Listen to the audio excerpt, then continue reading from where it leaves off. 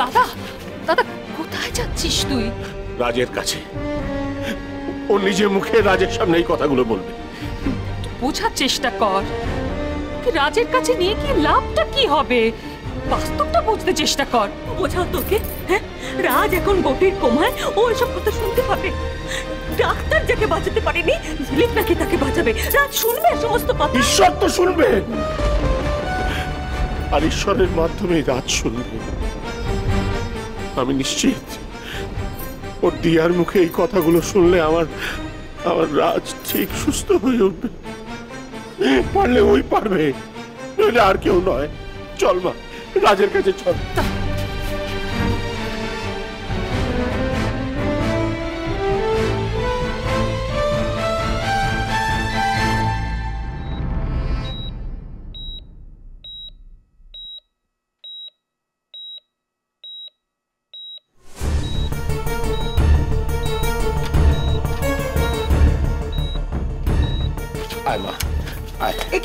আপনারা এভাবে হঠাৎ করে ঢুকে পড়ছেন? সিস্টার, বিশ্বাস করুন, আমি জাস্ট 2 মিনিট টাইম নেব। রাজকে কোনো রকম ডিস্টার্ব করবো না। না, সে প্রশ্নই ওঠে না। ওনার তো কোনো সেন্সই নেই। তাছাড়া আমি আপনাদের এইভাবে অ্যালাউ করতে পারি না। আমাদের তো কিছু নিয়ম মেনে চলতে হয়। আমি সব জানি সিস্টার, কিন্তু বিশ্বাস করুন আমি বেশিক্ষণ সময় নেব না। প্লিজ, আপনার কেউ কিছু শুনতেই চাইছেন না। Please please please sister, please sister please, মানে দেখুন শুনুন, চলুন।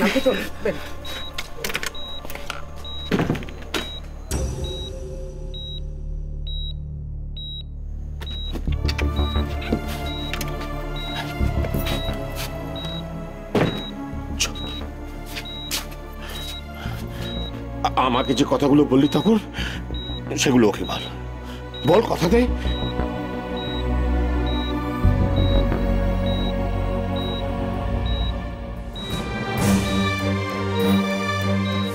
তুই আমার দিয়া। আঙ্কেল, ও যা বললো এতক্ষণ সব তো ঠিক।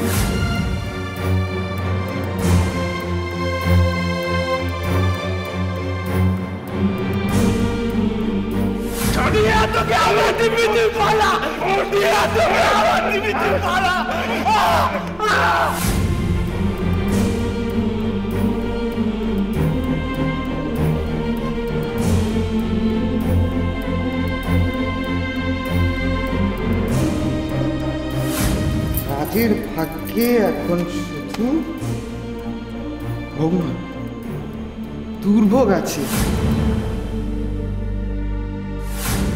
রাজের যাবতীয় সম্পত্তি আমি কবজা করব। কিরে, চুপ করে আছিস কেন? বল। আমি তোমার পাশে সারা জীবন থাকবো।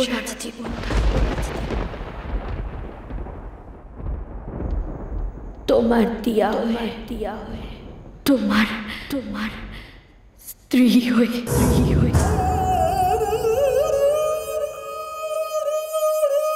আমি তোমার পাশে সারা জীবন থাকবো।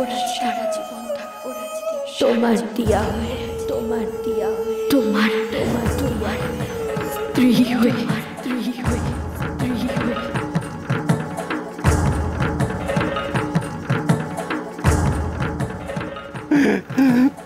তুই পারবি ওকে ভালো করে তুলতে। তুই পারবি মা, তুই পারবি। কি মিস্টার চ্যাটার্জি, আপনারা কি শুরু করেছেন এখানে? অন্তত আপনি তো বুঝবেন নাকি?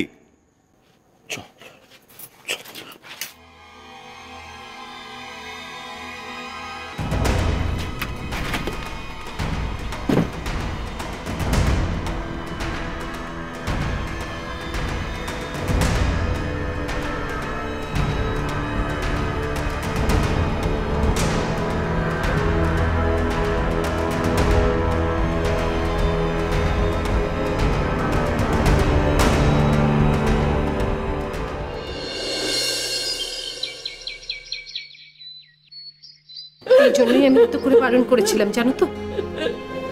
তখন আমার কথাটা তোমরা কেউ শুনলে না। দেখলে তো কত বড় বিপদ হলো।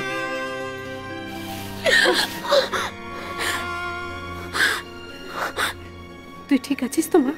বাহ, চমৎকার। শুধু নিজের কথাটা ভাবছেন না, মানুষ যে কতটা স্বার্থপর হতে পারে আপনাকে চোখের সাথে না দেখলে বিশ্বাসই হতো না। একবারও মনে হচ্ছে না আমাদের বাড়ির ছেলেটার কথা, শুধু নিজের মেয়ের কথাটাই ভাবছেন না। আর ওকে বাঁচাতে গিয়ে যে আমাদের বাড়ির ছেলেটা মৃত্যুর সঙ্গে লড়াই করছে সেটা একবারও মনে হচ্ছে না।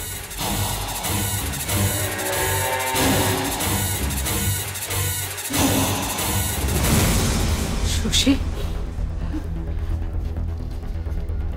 রাজ এখন কেমন আছে? রাজের অবস্থা সত্যি খুব খারাপ প্রতিমা। ও এখন কোমায় আছে, ডিপ কোমায়, কোনো সেন্স নেই। আর যদি কখনো সেন্স আসেও, ডাক্তার বলেছে ওর হাঁটা চলা কথা বলার ক্ষমতা ফিরে নাও আসতে পারে। এ তুমি কি বলছো শশী? না না, এ হতে পারে না শশী, হতে পারে না। মাসিমা আপনি একটু শান্ত হন, কথাটা সত্যি। দাদা দাদা একটু মাসিমাকে সামলা প্লিজ। শশী যা বলছে সব কোথায় অনেকক্ষণ ধরে দেখছি না। জানি না ম্যাডাম, সেই যে নার্সিংহোম থেকে তখন বেরিয়ে গেলেন, তারপর আর দেখিনি। কোথায় গেল রিক? ওকে তো জানানো দরকার। ঝিলিক আবার নতুন নাটক করে রাজকে বিয়ে করবে বলে কথা দিয়েছে। সোজা খেলাটা আবার কঠিন হয়ে গেল।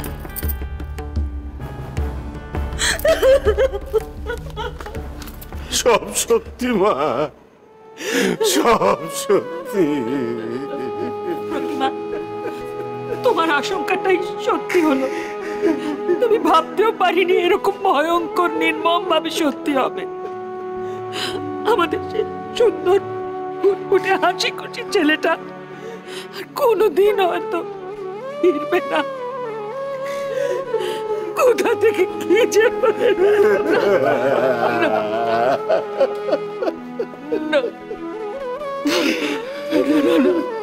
হতে পারে না, হতে পারে না। সেই ছোট্টবেলা থেকে ওই বাবা মারা ছেলেটাকে কোলে করে মানুষ করেছি।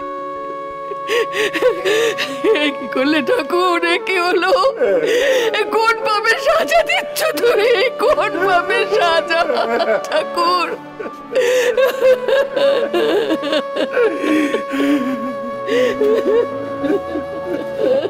পাপ করে একজন, আর তার সাজা পেতে হয় অন্য।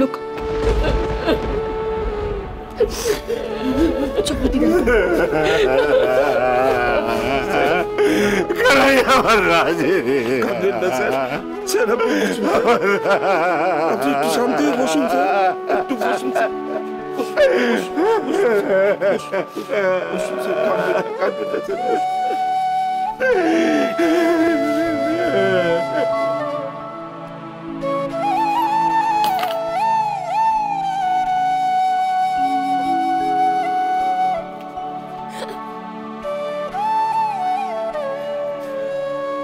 মন শক্ত করো ঝিলিক মা।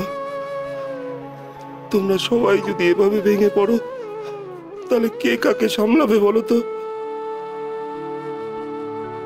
আমি কিন্তু আশা ছাড়ছি না।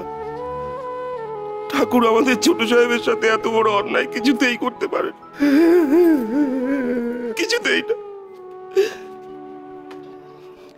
অংশুবাবু তো আছেন নার্সিংহোমে। হ্যাঁ, আমরা কালকে সবাই মিলে আবার নার্সিংহোমে যাব। মনে আশা নিয়েই যাব।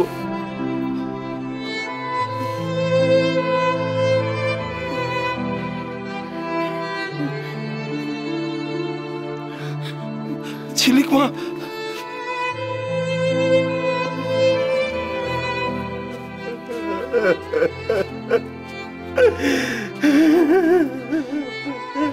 আমি এখন আসছি স্যার। কাল সকালবেলা হলেই আবার চলে আসবো।